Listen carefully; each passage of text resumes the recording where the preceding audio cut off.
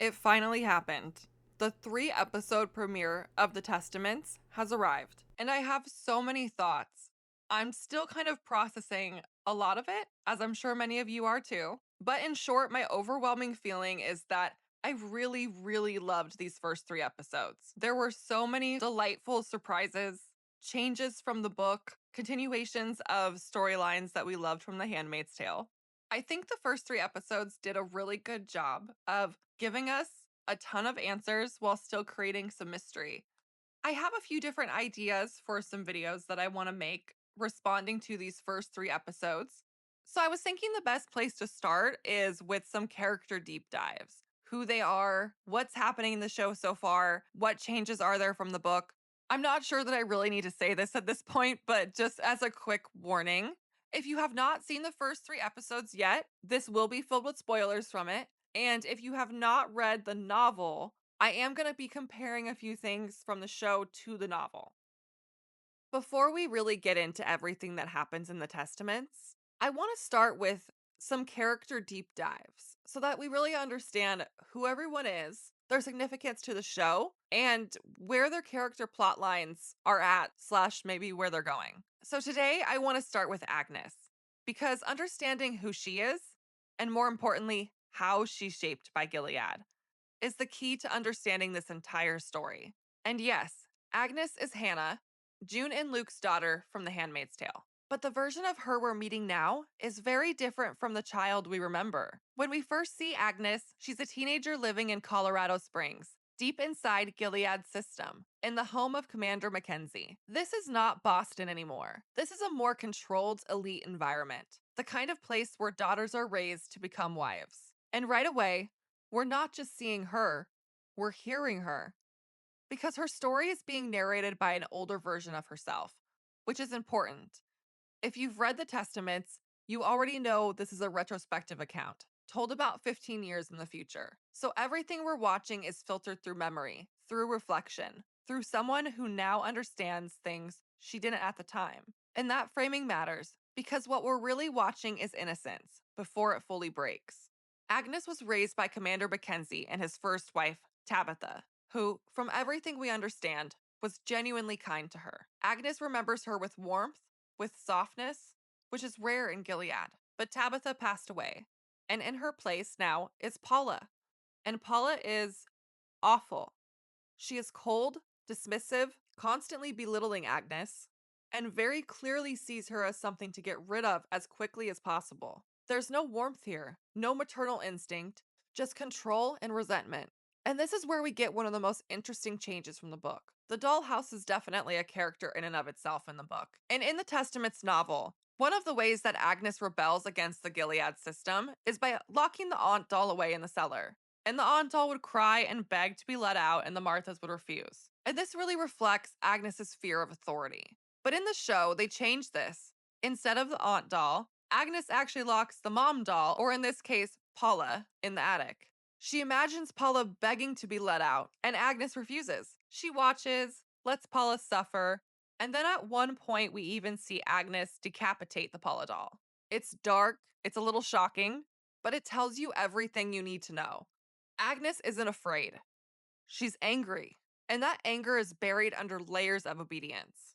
Now, within the house, the only real sense of comfort Agnes has comes from the Marthas, Rosa and Zilla. And I don't want to overcomplicate this, but they matter. And they might be two of the only people in this world that really treat Agnes like an actual person. Rosa, especially, has been there for most of Agnes's life. She helped to take care of Tabitha when she was dying, and she continues to be a steady, quiet source of care for Agnes. There's a familiarity there, a softness that Agnes doesn't get from Paula. We even see moments where they let her sit with them, eat cinnamon bread, listen while they talk. It's small, but it's everything. It's one of the only places where Agnes gets to feel like a girl, not a future wife. As Agnes moves through her daily life, we start to understand the rules she's been raised with. There's a moment where she sees a man outside. On her way to school, her and the girls get on the plum bus. And there's a moment where she looks outside her window and sees a man smiling at her. She immediately looks away. And then we learn why. When she was younger, when she was still a pink, she once smiled at a boy. And for that, The aunts taped her mouth shut and made her stand in the dining hall for 2 days with a sign labeling her a slut for smiling. So when she wonders what would happen if she ever kissed a boy, it's not curiosity in a normal sense. It's fear, it's conditioning. It's the awareness that even the smallest action could be punished. And that tells you everything about how Gilead is still shaping these girls. Later at school, we're introduced to Daisy, and immediately there's tension. Aunt Lydia assigns Agnes to her to teach her, watch her, essentially make sure she behaves correctly. But Agnes isn't happy about it.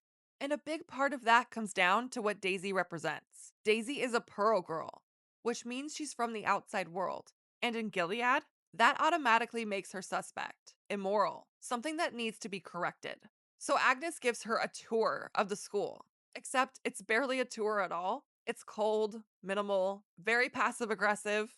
This is music. This is where you make tablecloths. That's it. It's subtle, but it tells you a lot about Agnes at this point.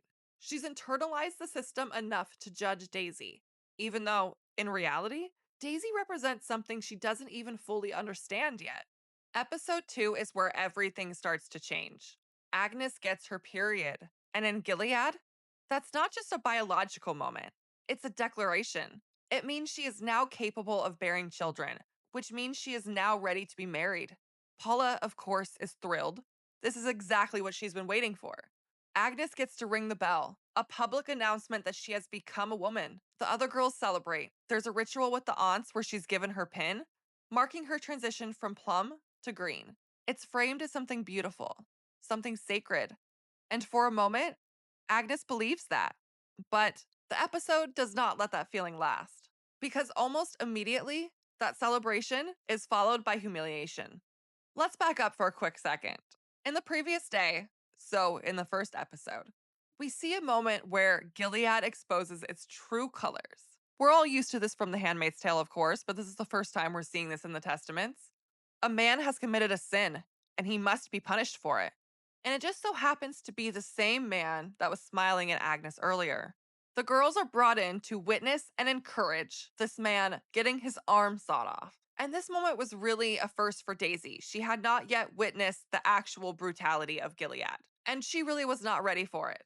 She ran out of the room and she's feeling sick and she's very concerned. And Agnes runs in to check on her, and Daisy just starts yelling profanities. She cannot believe what happened, and she took the Lord's name in vain.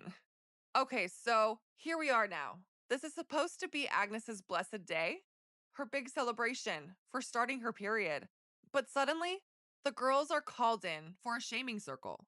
And who's at the center of it?